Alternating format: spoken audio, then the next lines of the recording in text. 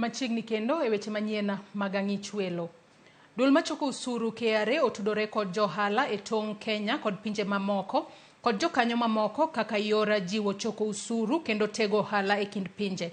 Koloso e nyasi e boma ma Busia, Commissioner mar KRA Lilian Nyalwanda wacho ni giloso chenro mayom mar choko usuru e tong mabiro konyo e wuoth jopiny kod chwalo mwandu.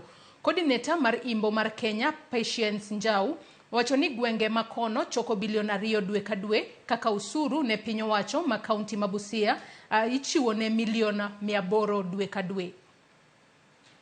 Extend a big thank you.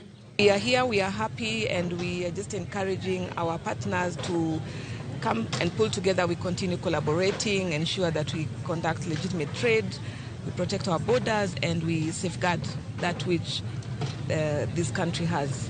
But as an authority, we have continued to support and work with our partners, who we call the PGAs, the partner government agencies, in order for us to create and streamline the processes that we take this for clearance of these trucks and also of the goods and people, so that we don't have the congestion.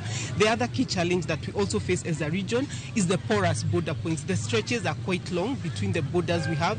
So from here we have Isebania, then we come to Busia, then Malaba, and then from Malaba we have over 400 kilometers of road to the next border post, which is Swam.